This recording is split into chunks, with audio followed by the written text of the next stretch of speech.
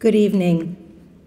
I'm Miriam Udell, the Judith London Evans Director of the Tam Institute for Jewish Studies here at Emory, and it is my honor to welcome you to our 27th annual Tenenbaum Lecture, a signature highlight of our academic calendar since 1997. This endowed lecture is always an eagerly anticipated opportunity to bring together town and gown, showcasing the Institute's investment in enriching Jewish studies through diverse fields of inquiry, including language, literature, sociology, history, and religion.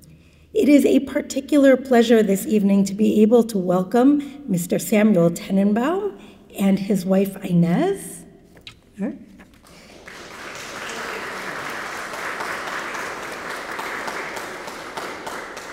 Who are able to rejoin us tonight on campus for the first time since before the pandemic. Their generosity in endowing this lecture series speaks eloquently for their family ethos of reciprocity, summarized by Samuel yesterday as "pay it back." I'd like to share a bit of the history of this extraordinary family to show what I mean. The Tenenbaum Family Lectureship in Judaic Studies salutes the family of the late Meyer W. Tenenbaum of the class of 31, the law school class of 32 of Savannah, Georgia. Meyer, a native of Poland, arrived in the United States at age 13, knowing no English, and graduated from the Emory School of Law 11 years later. In 1939, he wed LaBelle Birnbaum, a native of New Britain, Connecticut, and a graduate of Russell Sage College in Troy, New York. They had 3 children, Davida, Samuel, and Karen. Meyer joined his brothers, Albert and Ralph, in the scrap iron business in 1942 after practicing law for 10 years.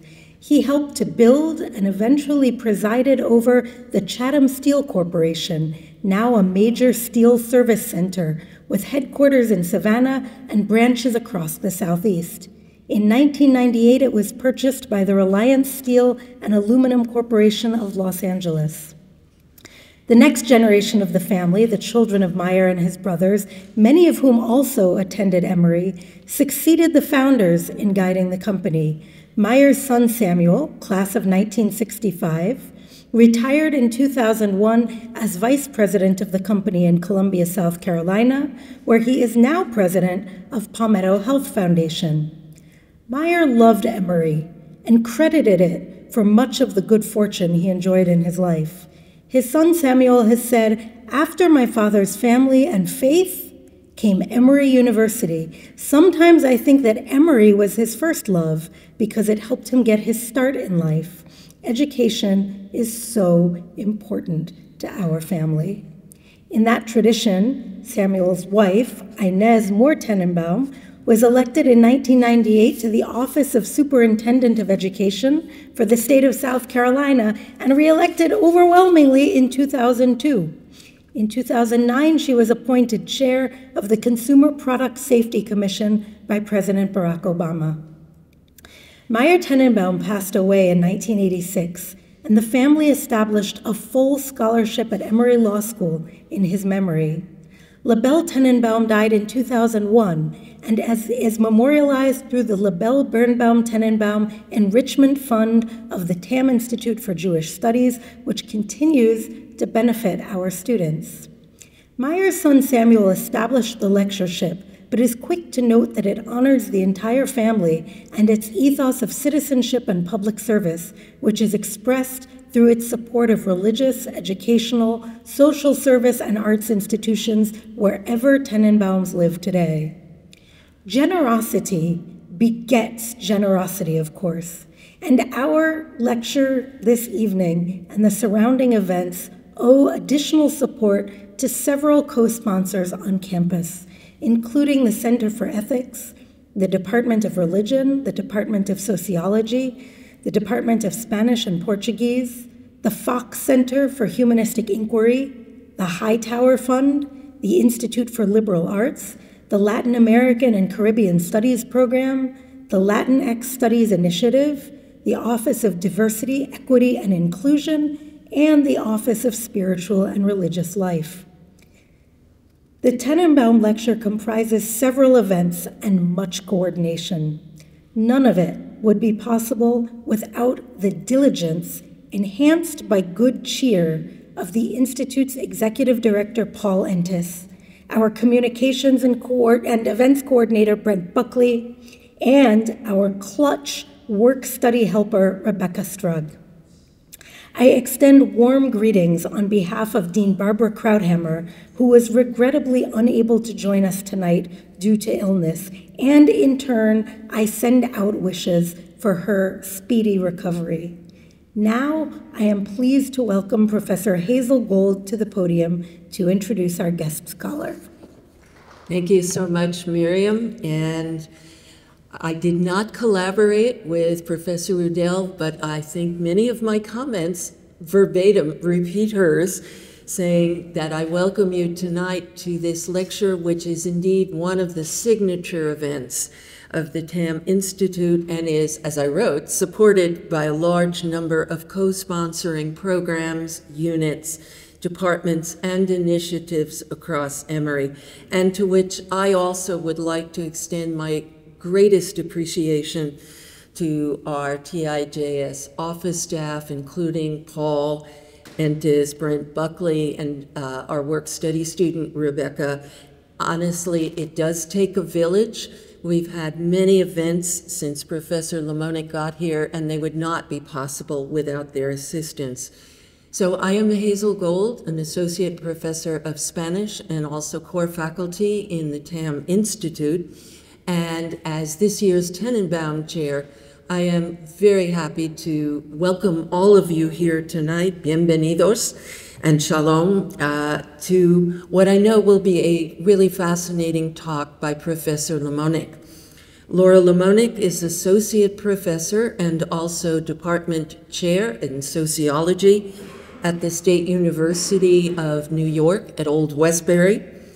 And her research explores trends in immigration, and in particular, Latinx immigrants in the United States, spanning issues of race, ethnicity, and religion. And Professor Limonic has written about the construction of identity of Latinx Jews in the United States, as well as about the growth and the influence of Chabad groups across Latin America. She's received special acclaim for her monograph titled Kugel and Frijoles, Latino Jews in the United States, and given the fact that I regularly teach a course with the similar title of Matzah and Tortillas about Jewish culture in the Hispanic world, I suspected that we would share many common research interests about Jewish culture, its position within the Spanish-speaking world, and questions of race and ethnicity that arise in the intersection of these spheres. I was not mistaken. Her work is forging new paths in the study of Jewish Latin American immigrants, their children and their grandchildren, in their new communities in the United States, as you will hear tonight in her lecture. And following the lecture, we will have a brief Q&A session. So without further ado, please offer a very warm Emory welcome to Professor Limonic. So first, I would like to say thank you for inviting me. It's really an honor to be here. I've been here since yesterday morning. It's felt like longer than that, in large part because I've had the opportunity to meet students and faculty, to not just to present about my new work, but really to get feedback and to be engaged in great discussion. So thank you for welcoming me tonight, and thank you, Inez and Samuel. This is really an honor, and of course to all of the institutes and the TAM Institute for having me. So I will start talking about Jews, Latin Jews, Latino Jews in particular, I'm going to talk a little bit about Latino Jewish immigrants for the most part. And before you think, oh, how many of them are there? Not that many. There's about 300 to 350,000. So really a tiny, tiny percentage of Jews, but Jews are a tiny percentage of the American population. So if their numbers are so small, you might think, well, why are we going to study them? Who cares? Right? Why write a whole book on it, and why continue to study them? And in part, the reason is personal, and I'm going to tell you a little bit about that. And I'll tell you a little bit about my background today, but I'm not a memoirist. I'm a sociologist. So I study how the social world is connected, how social identities are formed, and how community is formed, how people find community, how culture is built and transformed and transmitted through race, through ethnicity, through religion, and through what we call ethno-religion. So, Latino Jews, what can their experiences tell us about the social world? And this is what I want us to think about, right? It's one group, but if we can think about it in the context of the larger social world in American Jewry, their experiences are quite illuminating. What is their, in particular, how can we think about religion and ethnicity as building blocks for integration among immigrants here in the United States? First, I will start off with a story about my family that I hope illustrates some of the topics I would like to cover during our time together. In 1980, I was born in Argentina. I was not born in 1980, though, should I tell my age? Probably not. But regardless, in 1980, when we immigrated to the United States, Argentina was in the midst of a brutal dictatorship. And my parents decided to move our family to the United States is where we ended up. It was an adventure. They said, we're going to go for a few years. Many decades later, here we are. So we moved to, this is a photograph of Buenos Aires in 1980, and we moved to Waltham, Massachusetts, so not even Boston. And this, what you're seeing here, is a photograph of the Wallack's Bowling, roller skating, and pizza parlor, which was our sort of downtown. This was our downtown hub in suburban Waltham. So this is where we would go to hang out. So imagine coming from Buenos Aires to Waltham was already a shock, but that was just the littlest shock. We arrived to Boston and no one spoke English. Save for, my dad had a few choice phrases. I don't understand, and oh, what a pity, what a pity. He employed these phrases at every turn, at the grocery store, the pizza place, the bowling alley. And whenever anyone turned up at our door, which happened a lot more in the 80s than it does now. Now, my father spoke Yiddish. He spoke Hebrew. He speaks Hebrew fluently. He had a few words of Italian, some Arabic, but as I said, zero English. Yet somehow, he was confident he would make do. He was enrolled in a master's degree in Jewish studies at Brandeis University, and he naively assumed that his lack of English would be compensated by his Hebrew proficiency. It was not. It was not, because unlike in Argentina, where learning and speaking Hebrew was akin to being a good Zionist, and therefore, in Argentine terms, a good Jew, this was not necessarily the case in the United States. What made someone a good Jew in Argentina didn't translate to the US. So while my dad speaks Hebrew, many of his classmates did not. And he was also amiss in other, what I call key Jewish American areas. For example, the kosher-style norms of brown bag lunches. So on his first lunch meeting at his internship at the local JCC, he brought a ham and cheese sandwich. And after someone looked at him and said, "Is that ham and cheese?" And he said, "Oh no, it's turkey and cheese."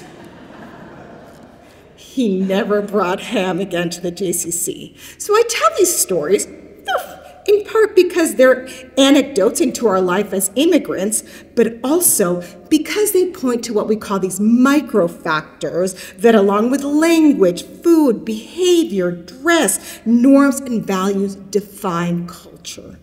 And it is this culture that informs our sense of identity, both individual and collective, and our sense of ethnicity and ethno-religion. So my research came out of my need to answer these questions about my own experiences as an Argentine, a Jew, an immigrant, a Latina Jew. So growing up, I was often asked questions like, how can a white girl like you speak Spanish so well? Or, what, you're Jewish? Aren't you Latina? And this last one, which I will talk about this later, is from a respondent who came to a synagogue here in Atlanta, and they said, "Oh, you're from Venezuela? Are you thinking of converting? That's so nice." So all of these, I personally had a sense of being but not belonging to any category or group. And I wanted to understand how these categories were constructed and what they meant.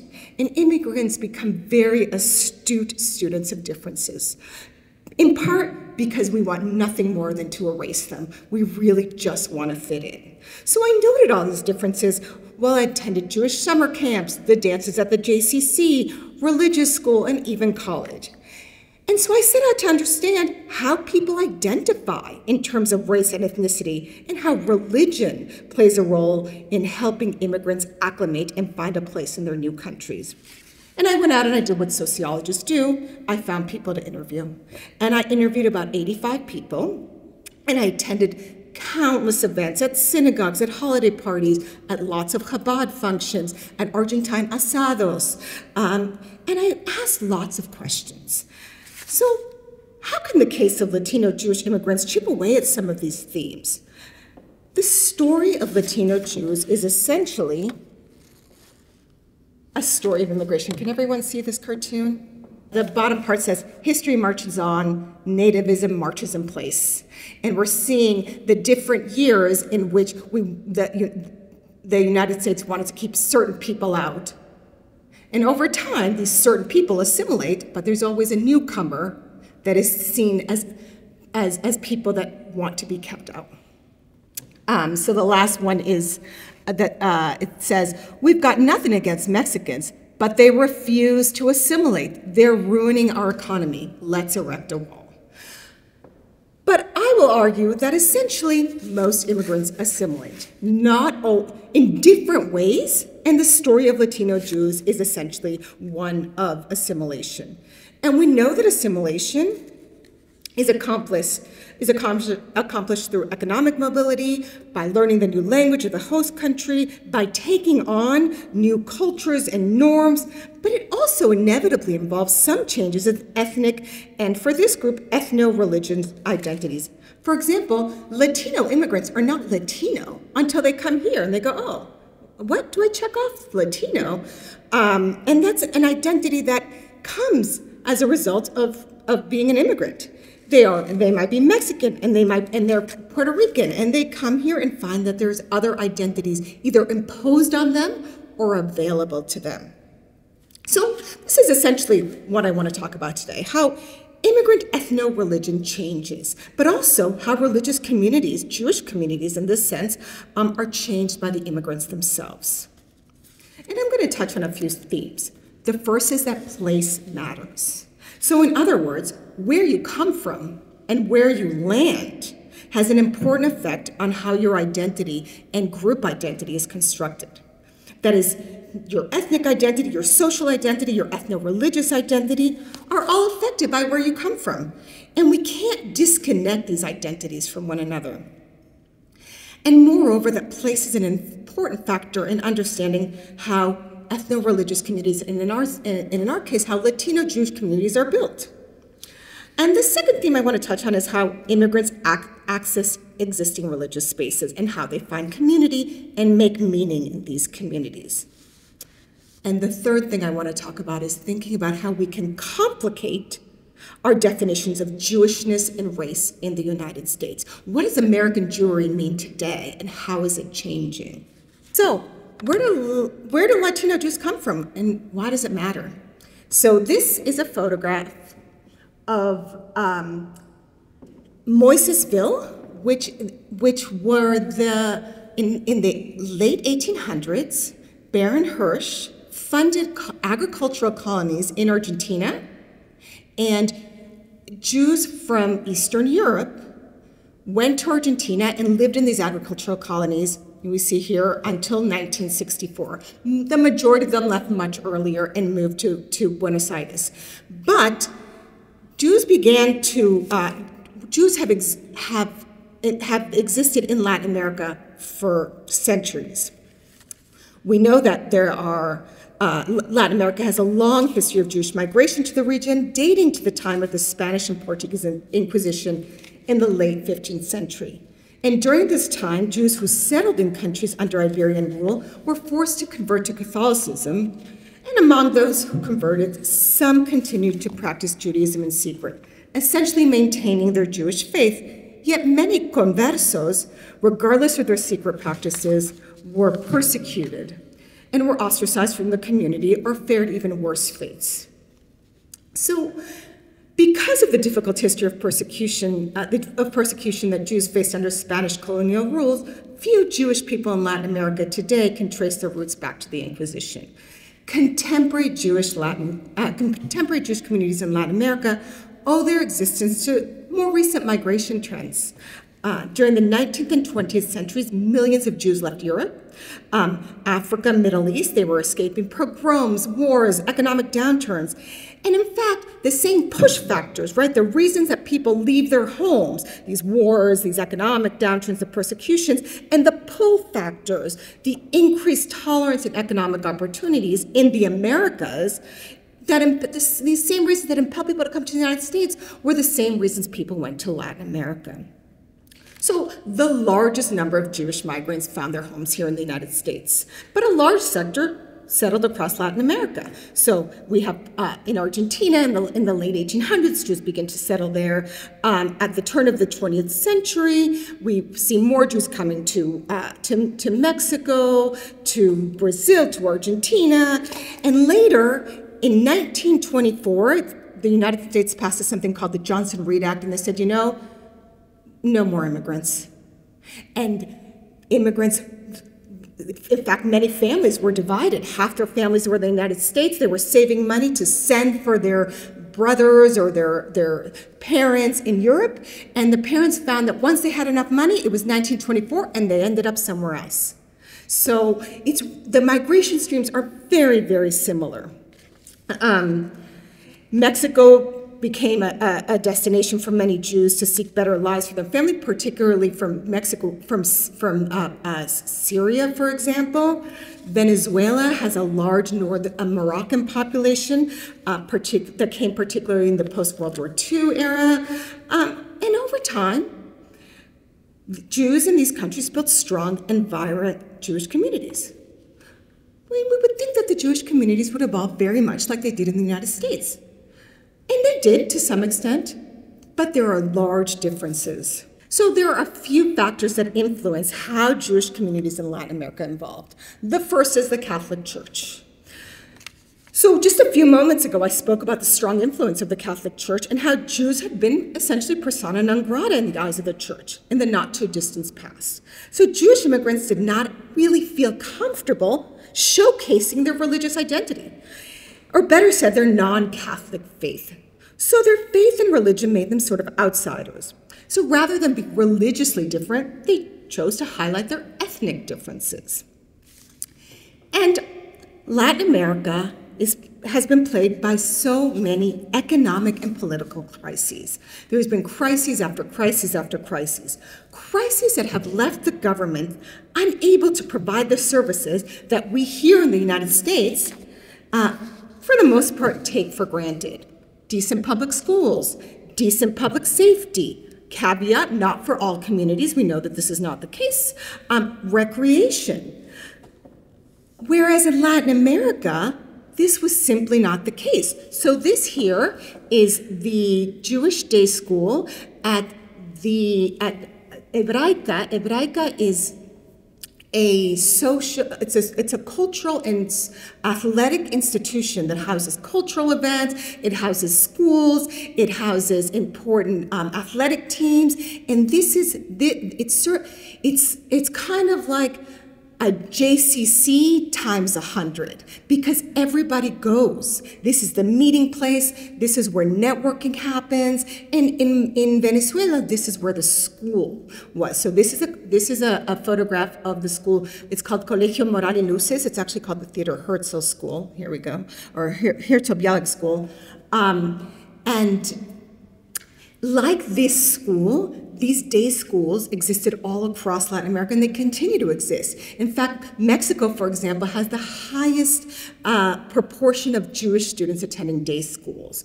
So in the United States, we have all of these services that are provided for the most part by the state, by the government, whereas in Latin America, ethno-religious communities and ethnic communities were the ones that were providing these services. Jewish schools, daycares, senior centers, athletic clubs, hospitals, and Jewish life in Latin America simply did not have to revolve around the synagogue.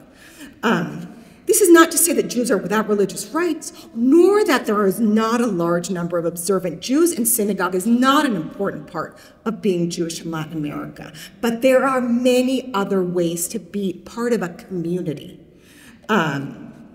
So we know that Jewish clubs, youth movements, schools, and neighborhoods really work together to give Jews a strong sense of community and also keep Jews of, but not in, the larger mainstream. They also develop very strong national identities. So for those of you that follow any of Latin America in general, we love our soccer, and Boca Juniors is a very important soccer team in Latin America, and this is a concession stand, a kosher concession stand in the Boca Juniors stadium. It's quite recent, it's a few years old, but the soccer is an important way that people identify nationally with their country. Here's another soccer picture that you'll love, I think. I love this. This is the Hebraica women's soccer team in front of the Western Wall. And I show these pictures because I want to understand that national culture very much plays an important role in Jewish identity. So Jewish Argentines are very much Jewish Argentines, right? And soccer might be involved. The kosher concessionary at Boca Juniors is involved. So how is Jewish life in the United States different? Well, the United States is a nation that has long held and continues to do so, even with the decline in church membership, and by church, houses of worship, strong religious belief. And over time, Judaism has ceased to be novel or different from the mainstream and has morphed into this larger category of Judeo-Christian civil religion, which underlies what we call the collective consciousness of the United States. U.S. Reform Judaism looks very similar to Protestantism, which does not diverge dramatically from the practices of contemporary Catholicism. The value of religious pluralism is espoused in religious freedom and enshrined in the Constitution. And so how did this happen? In the 20th century, Jewish immigrants and their children benefited from policies that kept blacks on the outskirts of economic, social, and political life, both in urban areas where Jews and other immigrants resided, and later in suburban areas where the assimilation of children of immigrants took place. Jews also fought for and won ethnic status as opposed to racial status, absolving their non-white racial status in the process. Jews could be white and American and Jewish. And over time, Jewish ethnicity lost its flavor as Jewish culture was folded into mainstream culture. Yiddish words made their way into the American vernacular. Yiddish fluency fell by the wayside. Bagels are now traditional East Coast food, and Jews have adopted Chinese food into their own culinary traditional history. So, Jews in the United States participate in Jewish life through the synagogue. Whether Jews are observant or not observant, there are few spaces to be part of a Jewish community that does not revolve oftentimes around a synagogue. So I wanted to see what happens when Latin American Jews migrate. Do they adopt a Latino identity, a Jewish identity, a Latino Jewish identity? Does a Latino Jewish identity even exist? And if so, how was it built? Or do they adopt some of these identities at some times and others, they shun the identity altogether? Are they accepted by these groups? So I hope that you will recognize this temple that's here in Atlanta. And so I'm being Jewish in the U.S. So we see that for Latin American Jewish immigrants, most of them come from entrenched communities with strong Jewish identities. This is, of course, not everyone. Not everybody is affiliated, and of course, not everybody has a strong Jewish identity, but overall. And they come from Latin America, and they think, well, I'm Jewish. I'm going to fit right in. But what happens is they say, you know what?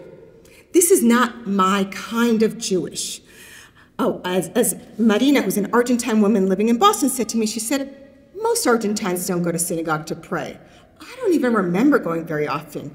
We have other ways to interact and be Jewish. Our whole world can be Jewish if we wanted to. I went to Jewish schools and then Hebraica, which is the community center that also exists in Buenos Aires.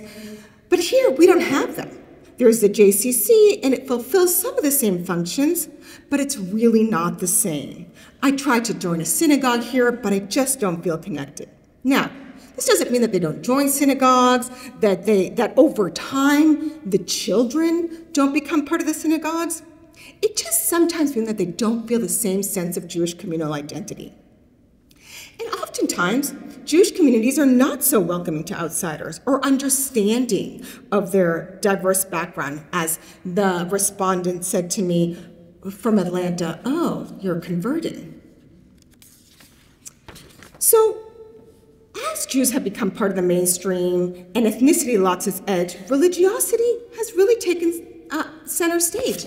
And much of what we see is offered in non-religious institutions in Latin America gets offered through the synagogue here. So I was looking through the website of the synagogue here, and I saw that there's preschool and religious school and adult programs and youth programs, and these are all the things that in Latin America are offered through Hebraica or offered through secular institutions. So sometimes they're Jewish, but most of them will feel it's a little bit different. So then I said, well, when do you feel Latino? And they have a strong Latin American, Latino, and national identity. And it's one that's not easily understood by the American Jewish community. So Adriana, one respondent, said to me that she has very much a cultural connection to other Latinos. When she spoke about Latino values, such as strong family values, warmth, a certain joy of life. She said to me, you know, when I speak Spanish to someone, it establishes a quick moment of intimacy, and I really like that. And Amanda, who's a Venezuelan woman living in Boston, said, you know, everything is different for us Latinos. Our music, our literature, we talk loud. She said, even how we laugh is different. Even how we die is different, she said to me. So at the same time, they're very much Jewish. So they don't necessarily see themselves being part of a larger Latino group. And so I wanted to say, well, do they then become Latino Jews? And if so, how does that happen? I love pictures of food, obviously. And this is just thinking about this Latino identity. It's very much tied to a national identity and a Jewish identity. There's a kosher taqueria in Mexico City in the Polanco neighborhood. So there are also issues of race and class. Since my book was published, there's been a huge upsurge in research on Jews of color. And it's highlighted the many ways that Jews who are not white and Ashkenazi often don't count in our larger scholarship of Jewish studies. They don't count because they're not studied. They often are not counted in surveys for the most part. Their experiences are not part of the stories we tell about the American Jewish experience, and they don't feel welcome in Jewish spaces. Nonetheless, their stories, as well as the stories of these Latino Jews, who most often see themselves as white but Latino, are beginning to be heard much more so because the demographics of the American Jewry is changing. So who becomes a Latino Jew? And the answer is, it depends, right? Do people integrate into the American Jewish community? Will they find a group of Latinos of their social class, or will they find a community of other Argentines, other Venezuelans, other Mexicans? Well, it depends. And what does it depend on? It depends on who immigrates, when they immigrate, and where they land. And this can tell us so much about ethnic group construction. So who comes? When you come with your family, you're much more likely to need institutions. That might be the synagogue, if that's what it is. Whereas when you come as a single person, you're less likely to need the kinds of institutions and the kinds of services, for example, that a synagogue might provide. Where you come to, do you come to a big urban dense city that has an established Jewish community, an established Latino community, an established Mexican community? And what does the community look like? So let's take New York City, for example. And I put a picture of Katz's. I don't know if I hope you've been to Katz's. And the reason I put this up is because it's a Jewish deli, but everybody comes to New York and goes to Katz's, especially after When Harry Met Sally, right? And because New York is a Jewish town. And what does that mean? Well, one respondent said to me, I don't have to do anything Jewish in New York. Just being here makes me feel Jewish. That's kind of enough. But who comes to New York? Who migrates to New York? Well, New York is a very expensive place to migrate to.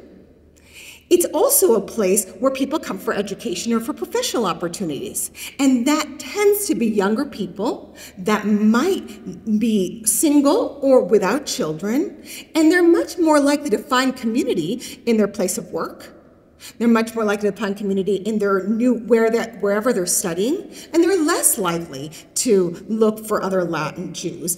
And when they come to is important because, New York has an important and vibrant Jewish community. There's no room to really change the community very much, though there are some sectors that are changing. But when there are institutions, and this is a picture this is a Hanukkah party at the Jewish Latin Center, which is a Chabad center in New York City. And what the Chabad Center has done, the Jewish Latin Center has done, it outreaches to Jewish Latinos from New York, and it's created a real sense of pan-ethnic, i.e. Latino, group identity. And how does this happen, or what are the markers? Well, sociologists are really interested in what happens next. Like, do people marry and form these pan-ethnic families, right? And that's what happens. We find that these small groups of Venezuelan Jews, Argentine Jews, Mexican Jews start to intermingle, and the network becomes much more about Latino Jews. And the connection is that they speak Spanish, that they're Jewish, that they're immigrants, and they will couple off. And so now you begin to really grow a pan-ethnic group. But in New York City, without this kind of institutional support, you don't really see it. But then there's Miami. And I will read this to you if you can't see it because it's such a great cartoon. It says, "Remember, when we get to Miami, try to blend in. Don't speak English." So I think Miami is exceptional. And by exceptional, I don't mean amazing. I mean exceptional in the way that it is ripe for pan-ethnic Jewish Latino communal creation. And why? Well, who comes? It's much easier to go to Miami from Latin America than it is to go to New York. One, because everybody speaks Spanish. Really, everybody speaks Spanish. It's a Latino majority county. People, it's cheaper and easier to go from Mexico in particular and from Central America. Many people have second homes in Miami. And so people come with their families. And what happens when you come with your families? You need support. And where do they turn to? They turn to institutions, Jewish institutions, like they did in their home countries. So they might go to the local JCC, and they go to the synagogues. At the same time, Miami's an aging population. So you have these institutions that need members, because now people that retire in Florida are bypassing Miami-Dade County and they're going north. So you have all of these places that really want members. And here come all the Jews from Latin America, and they say, we're here, we got you. And that's what they did. They essentially revitalized communities. But they revitalized them, they recreated in many ways the kinds of communities that existed in Latin America. And they were able to do this because Miami is an exceptional place to do this. This is the local JCC, which is called, where they have an Hebraica. It's the North Miami Michael Ann Russell JCC. They have an Hebraica, and what happens here? It was just a regular JCC in the 1980s. They hired a director from Argentina, I think, and people from different Latin American countries started attending. And now they have the Maccabea Games.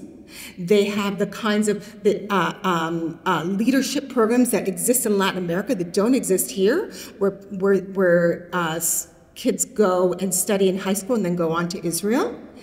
But what's really amazing is that they really form pan-ethnic community, because you have Peruvian Jews, you have Colombian Jews, you have Venezuelan Jews and Argentine Jews, all part of something that was similar, an institution that was similar and that existed in their home countries, and they've really remade it. So if you go to Hebraica, you only hear Spanish. Right?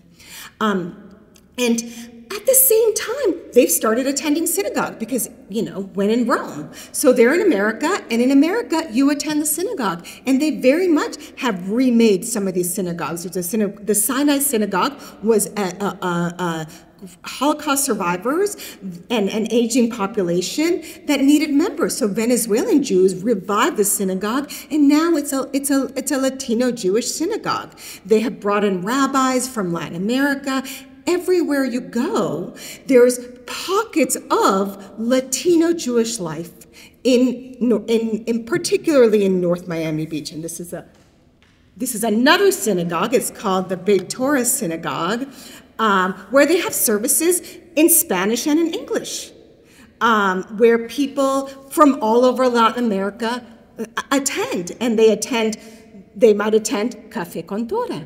They will attend services, and their Shabbat-style services that are also much more common in Latin America. And as the marker, really, of pan-ethnic construction is that people build these networks across these different sub-ethnic groups, and you see it across Miami, at North Miami Beach.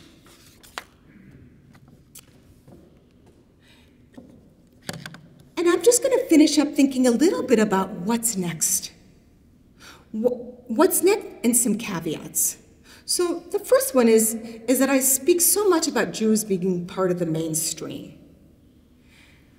But there has been a big rise in anti-Semitism, particularly on college campuses. National surveys show that Jews don't feel as safe as they used to. Nonetheless, I will maintain that Jews continue to be part of the mainstream here in the United States, particularly in areas where Latino Jews settle. We know that this is not the case in smaller areas where there are smaller concentrations of Jews, but in the large urban areas, Miami, LA, San Diego, the Northeast, New York, Jews continue to be part of the mainstream. That's the sort of one caveat. But where is it going? Well, two things I think will happen. One is that we know that replenishment of immigrants, as more immigrants come, the communities are vibrant. Spanish is spoken.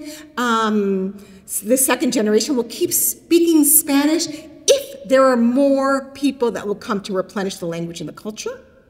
But it's likely that over time, we know that it's hard, by third generation, it's hard to keep this up. Nonetheless, in places like Miami, the culture has shifted a little bit. Institutions are important, day schools important, the way the services are run is different, and that, I believe, is going to continue. And then the third trend that I want to draw attention to is Chabad. Chabad in Latin America has become a really big deal in plain terms. And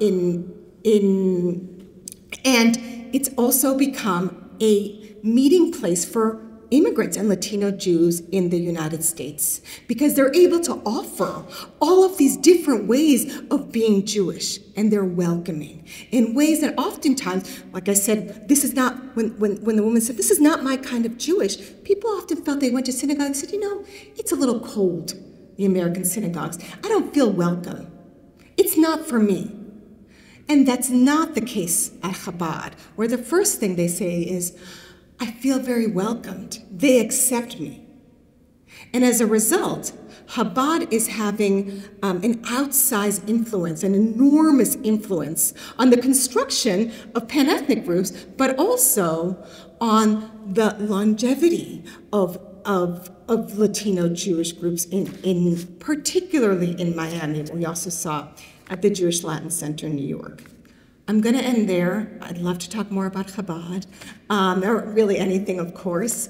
And I thank you for your time, for your attention, and I look forward to your questions.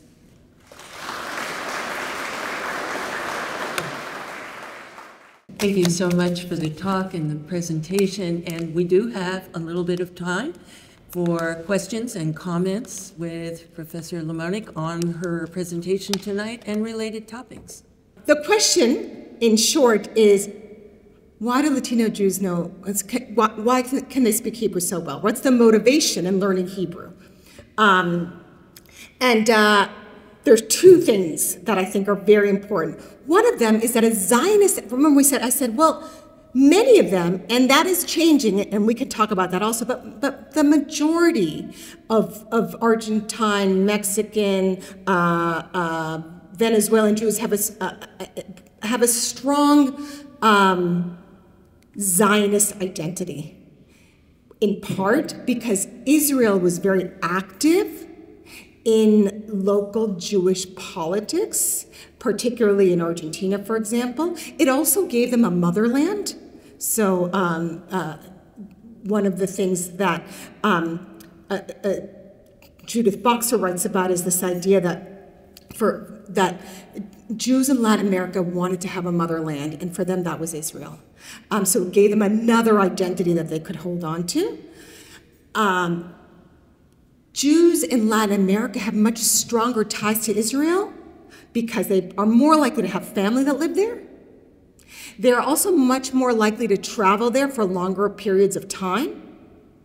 So in Mexico, students go for months at a time, for example. Argentine youth go for a long time. It was much more common to spend 6 months to a year in Israel for Latin American Jews. So all of these things combined made Israel a real central part of their life. So that's one part of it. The other part of it is institutional. So when I said, that what happens in Latin America is that the state doesn't provide the same kinds of institutions like public school, many Jews went to day school. And what do they do at day school? They study Hebrew. Particularly in the 60s and the 70s, when there's a strong Zionist movement, and there's a little bit of an anti-religious movement. So they can study Hebrew, be good Jews, be good Zionists. And this happens at the day school where so many of them go.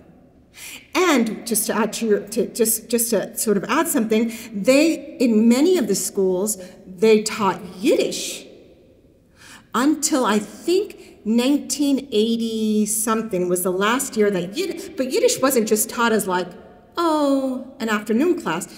Everybody spoke Yiddish fluently.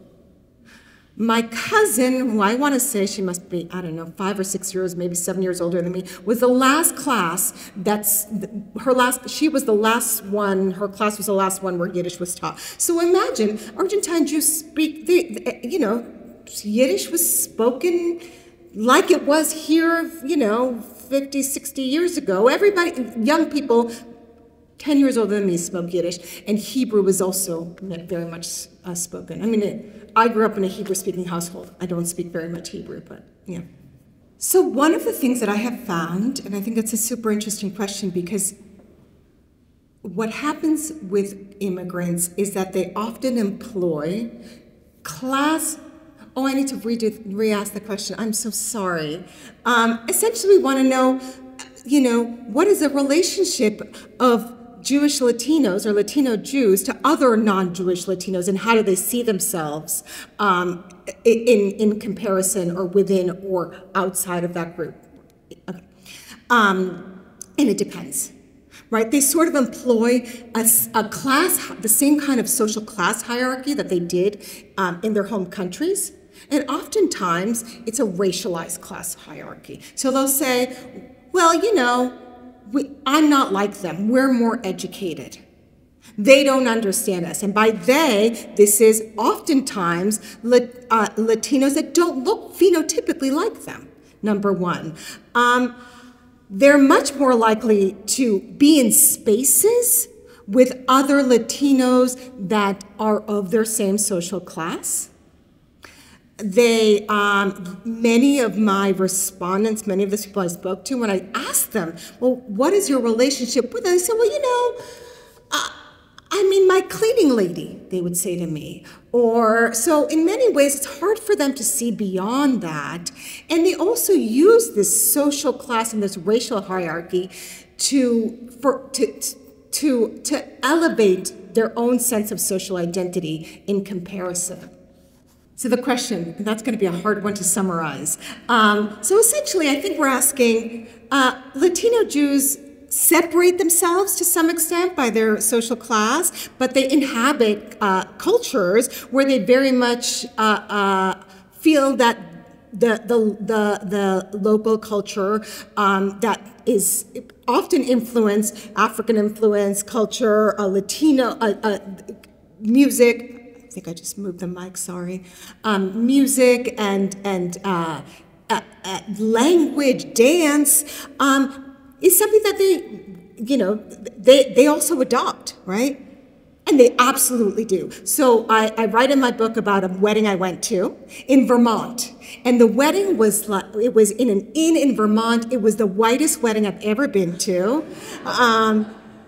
But who was getting married? It was a Venezuelan wedding. So the night before, they have a salsa lesson because, there's Venezuelans, some Argentines, and a bunch of Jews. So, of course, they need to teach them how to dance salsa. But these are, they're Venezuelan. They dance salsa. So they very much, that's very much part of their culture. And I think when we think about Latin America, we also need to think that Latin America, the racial stratum in Latin America is very diverse, as are the social classes. And while I think one of the problems oftentimes is that when we talk in sociological terms, we talk in trends. We talk in sort of large categories, and oftentimes the nuances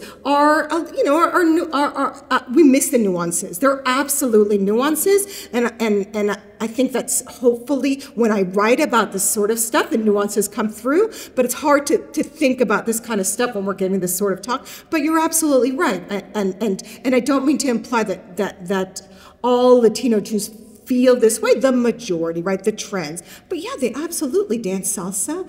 And people have said to me, my husband is Italian from Italy, I'm Argentine, and my son, when he was young and he played soccer, they go, of course he plays soccer. It's genetic. He must be so good. And I thought, well, I don't play.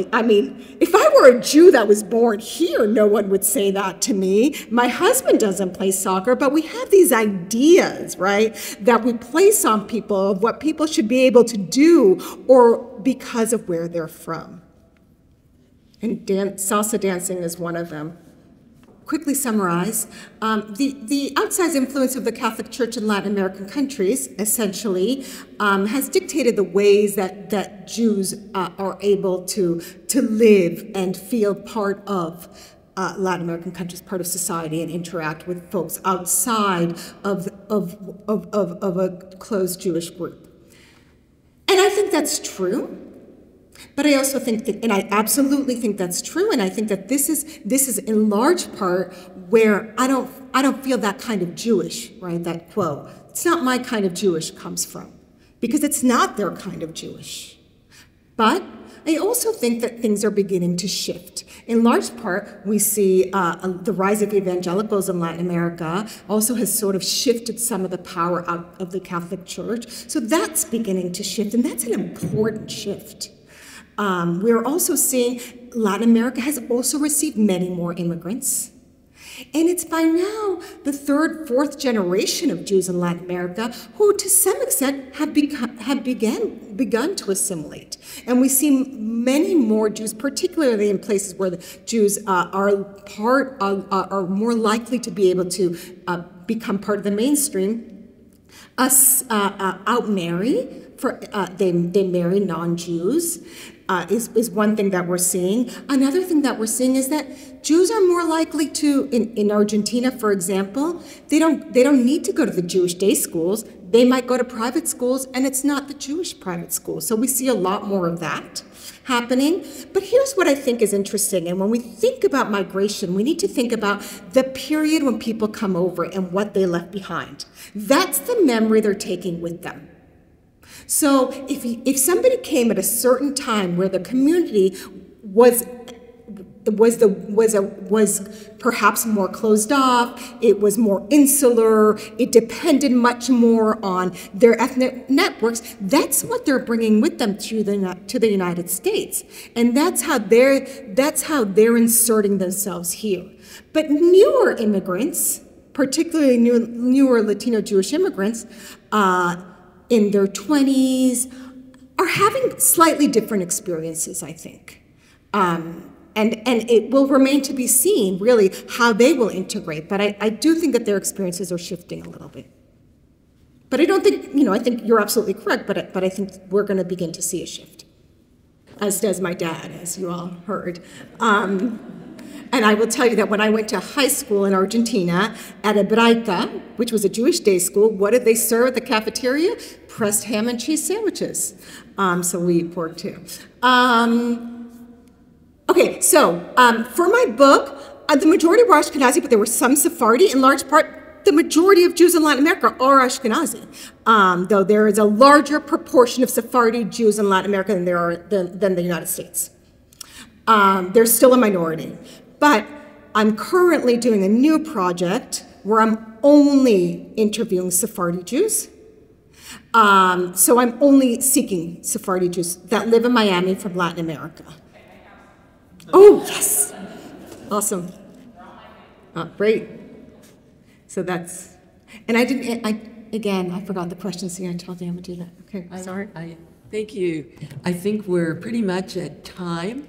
I want to say thank you for all being here tonight, for terrific dialogue, and please thank our speakers. Thank you. Thank you.